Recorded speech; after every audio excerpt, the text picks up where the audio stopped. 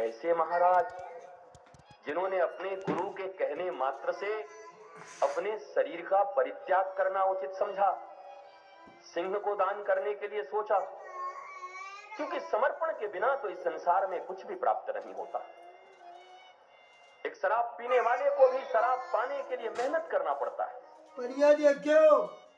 दिन भर रिक्शे चलाता है खोजने के लिए, और कमाता ही इसीलिए। मैंने कहीं से पूछा, बोला क्यों? बोला 40 रुपए का पीऊंगा और 30 रुपए का ले जाऊंगा घर में आटा।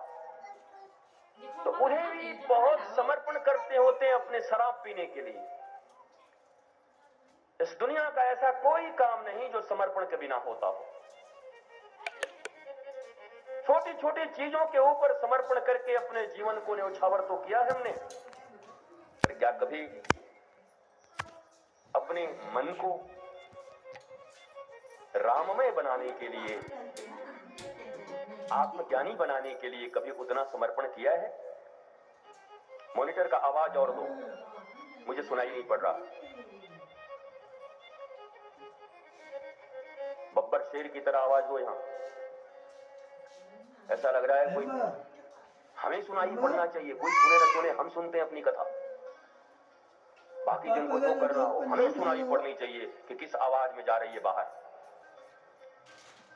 इसलिए जीवन के समर्पण को ध्यान में रखते हुए समर्पण उतना ही लगेगा।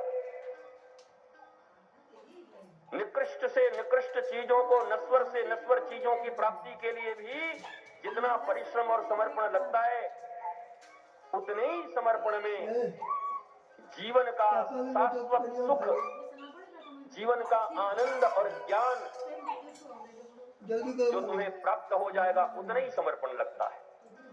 तो इतना कच्चा सौदा क्यों करते हो?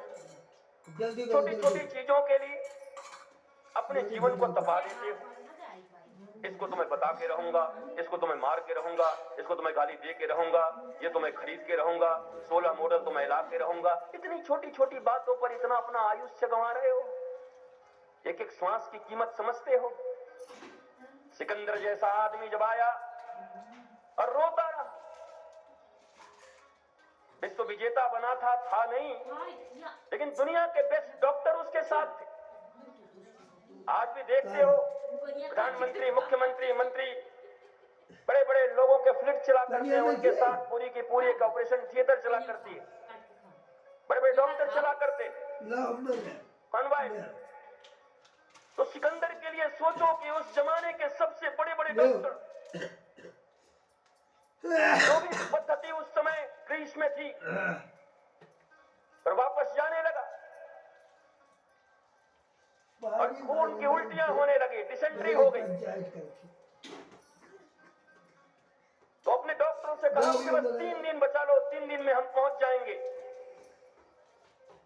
उसकी भी 2 भावनाएं थी, एक तो मैं जहां का हूं और एक मैं अपनी मां के गोद में सर रख के मरूं। न जाने कितनी माओं के गोद के लालों को छीन लिया था उसने,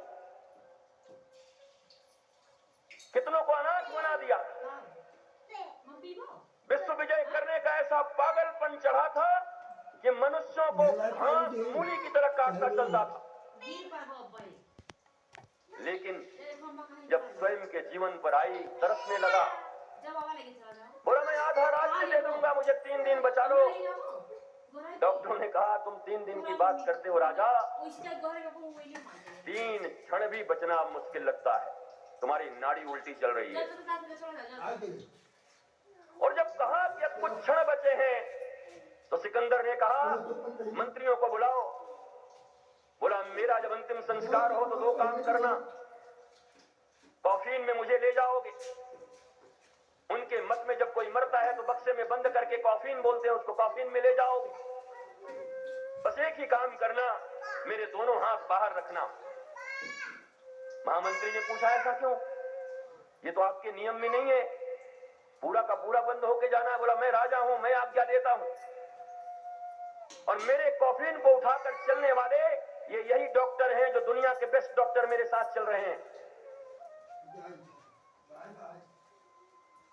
लोगों ने पूछा इसका मकसद क्या है?